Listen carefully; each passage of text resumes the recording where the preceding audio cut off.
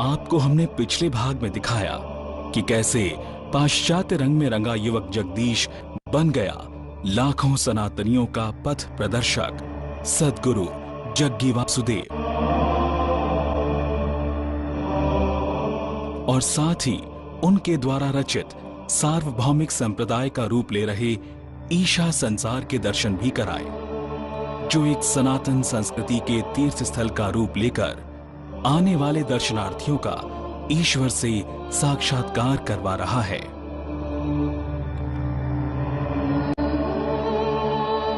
आइए अब आगे बढ़ते हैं और मिलकर इस सनातन संस्कृति के पावन और अनूठे धाम के समस्त धार्मिक प्रकल्पों का हिस्सा बनते हैं।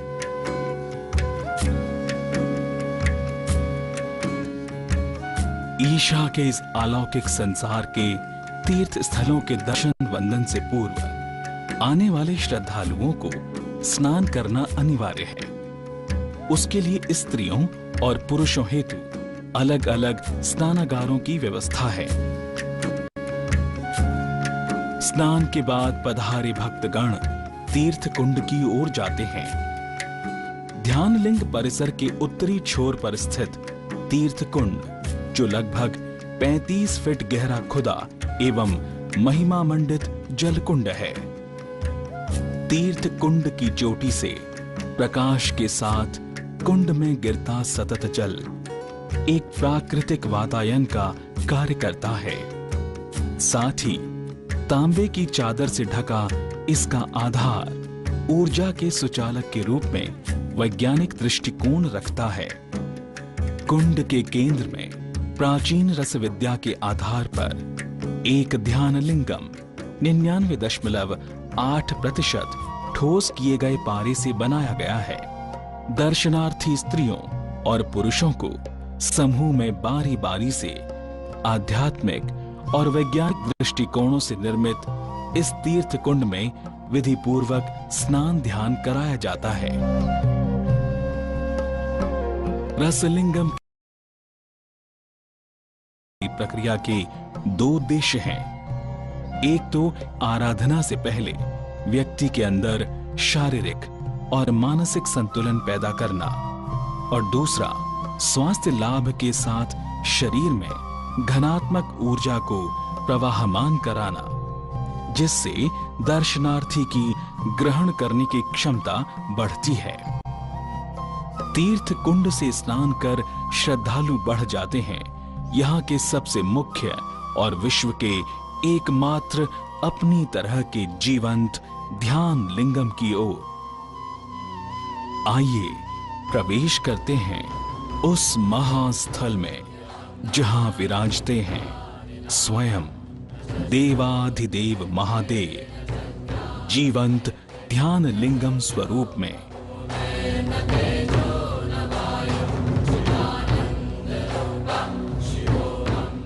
ईशा फाउंडेशन का ये सबसे प्रमुख धार्मिक प्रकल्प, जिसकी स्थापना जग्गी वासुदेव द्वारा सन 1999 में की गई।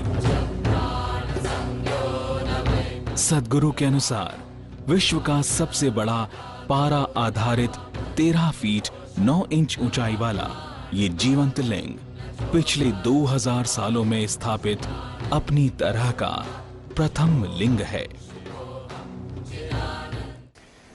Dhyanalinga is not my thought, it was my guru's intention. It's a fortune that it was fulfilled through me, so that's not my thought, that's not my doing. समय हो चला है ध्यान लिंगम के दैनिक वंदन का, अतः आइए गुंजित स्वरों, गीतों, गुनगुनाते कटोरों व वाद्य यंत्रों के अलौकिक मिश्रण के साथ हम भी कुछ पलों के लिए परमेश्वर से एकाकार होने का सौभाग्य प्राप्त करें।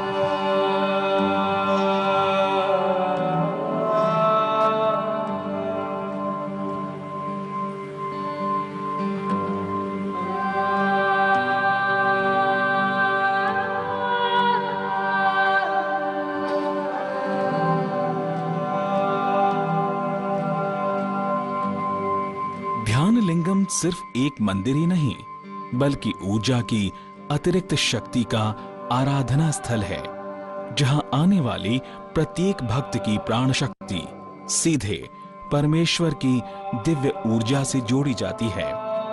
अतः अब दिन भर यहाँ ध्यान आराधना का क्रम चलता रहेगा।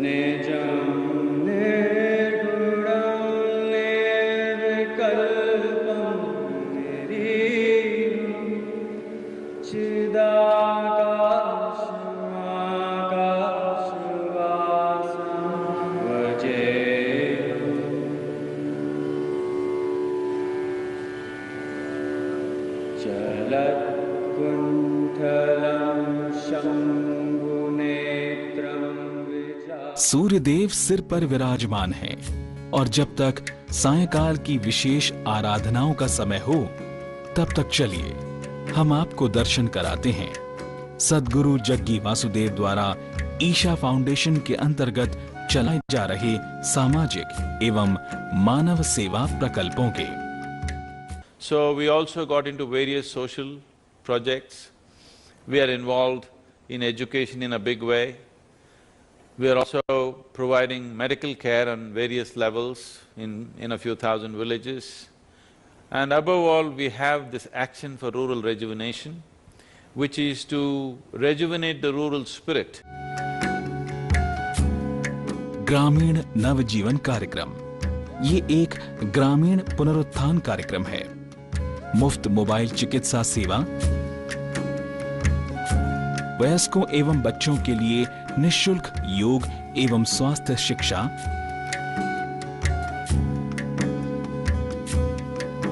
कृषि प्रबंधन जागृति कार्यक्रम,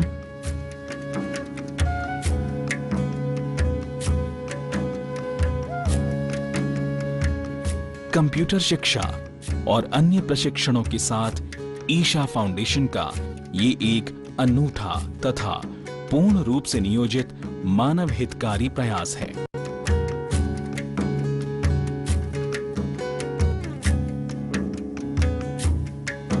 ग्रामीण कायाकल्प कार्य और योजना प्रकल्प की एक और शाखा है ईशा शिल्प, जिसका लक्ष्य ग्रामीण प्रतिभा को मंच प्रदान करना व पारंपरिक जीविकोपार्जन के स्वरूप को बहाल करना है। आसपास गांवों से आने वाले प्रतिभाशाली ग्रामीण कारीगर ईशा संस्थान की शिल्पशाला में अपनी कला कौशल को देश विदेश तक पहुंचाने में प्रयासरत हैं। ग्रीन हैंड्स परियोजना ये ईशा संस्थान का एक पर्यावरण संबंधी उपक्रम है, जो पर्यावरण की हानि को रोकने के साथ उसे स्वच्छ बनाने के लिए कार्य करता है।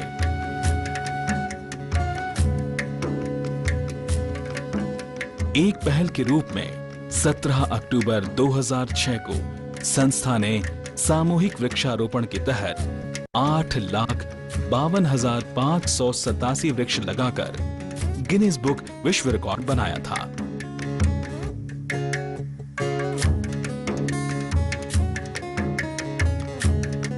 इस प्रकल्प के साथ सद्गुरु के सानिध्य में एक और प्रकल्प शिक्षा के क्षेत्र में चलाया जा रहा है, जो है ईशा विद्या।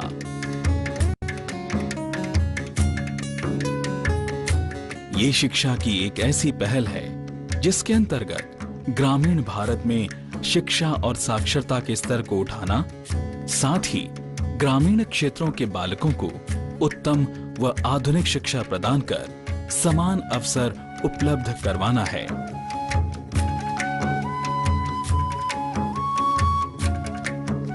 ईशा शिक्षा प्रकल्पों में एक और शैक्षिक प्रकल्प है Isha home school.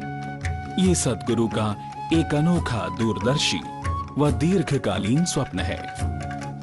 Isha home school का लक्ष्य है घर जैसे वातावरण में शिक्षा के साथ साथ खेल और रोमांच के मिश्रण से शिक्षार्थी की आंतरिक प्रतिभा को विकसित कर उसके जीवन को उसके अनुसार सही दिशा प्रदान करना। एक ही कक्षा में विभिन्न आयु वर्गों के बच्चों को देश विदेश से आए प्रतिभाशाली शिक्षकों के द्वारा विभिन्न आयामों में पारंगत किया जाता है।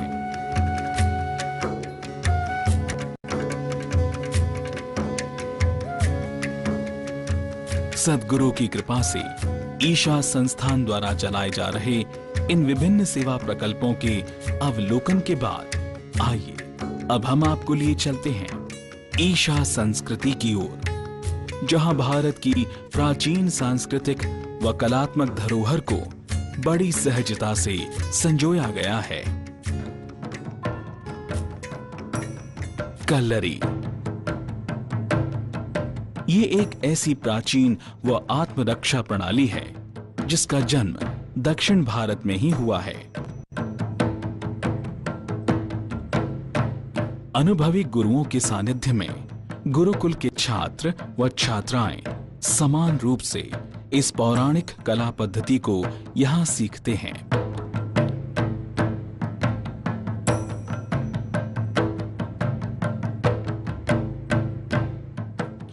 गुरुकुल पद्धति आधारित ईशा संस्कृति के अंतर्गत अभ्यर्थियों को गीत संगीत, पारंपरिक नृत्य कला आदि की भी शिक्षा दी जाती है।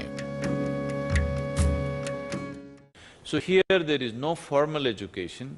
Here children are learning only yoga, Kalari, Sanskrit language, classical music, classical dance and English language. They are not prepared for a university, they are prepared for the universe.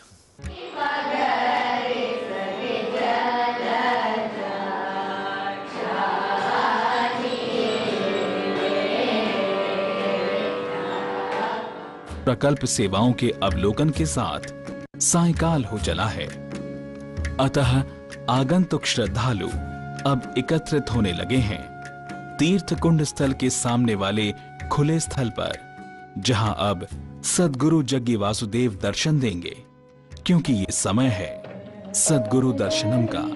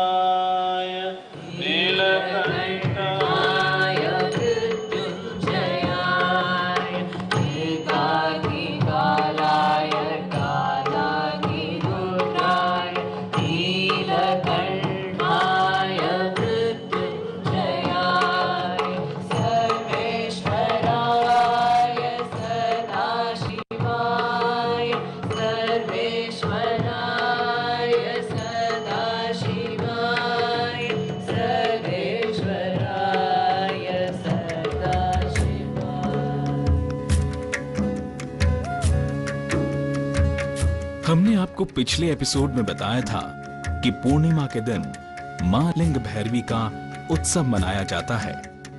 अतः चलिए मिलकर पुण्य प्राप्त करते हैं इस अनूठे आदि शक्ति साधना उत्सव का।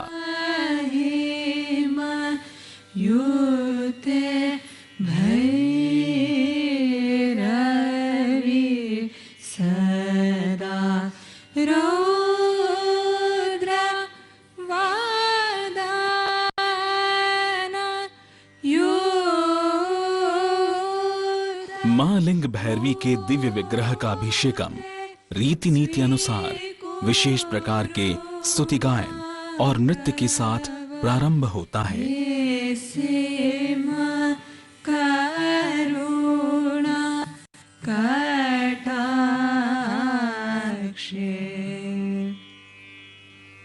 महादेवी महेश्वरी रौद्रिणी दया सागरी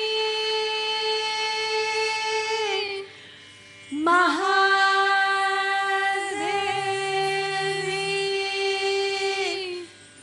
महेश्वरी।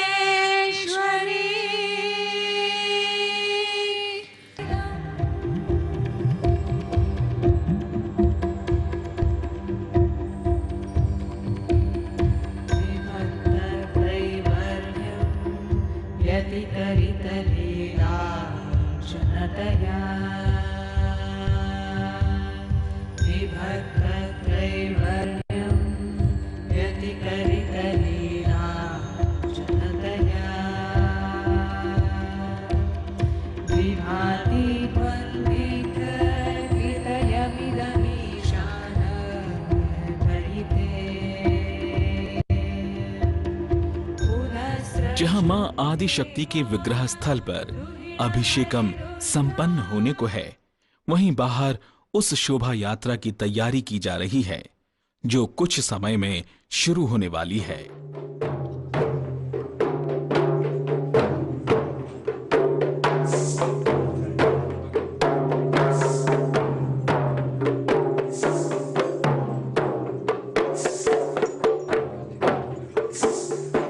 मां लिंग भैरवी के विग्रह स्वरूप को विधि अनुसार पूजन कर विशेष नृत्य संगीत के साथ ले जाया जा रहा है।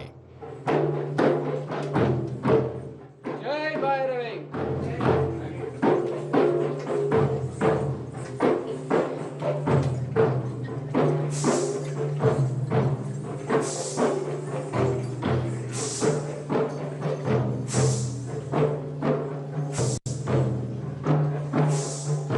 शोभा यात्रा ध्यान लिंगम मंदिर के सामने आकर रुक जाती है और अब यहीं पर की जाएगी शिव शक्ति की वो आराधना जो विश्व में अनूठी है।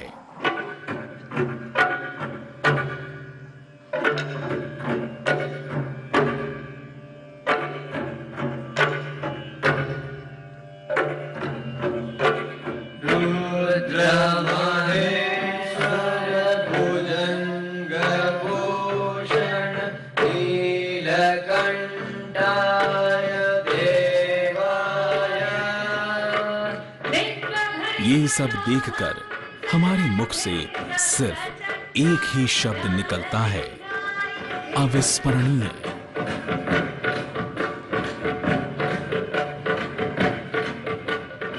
अजब है हमारा भारतवर्ष और गजब है इसकी आधारा, ये सनातन संस्कृति। अतः ईशा संसार के साथ विरले संत सद्गुरु जग्गी वासुदेव को नमन करते हुए हम भी आपसे विदा लेते हैं और कदम बढ़ाते हैं एक नई संत परंपरा की ओर।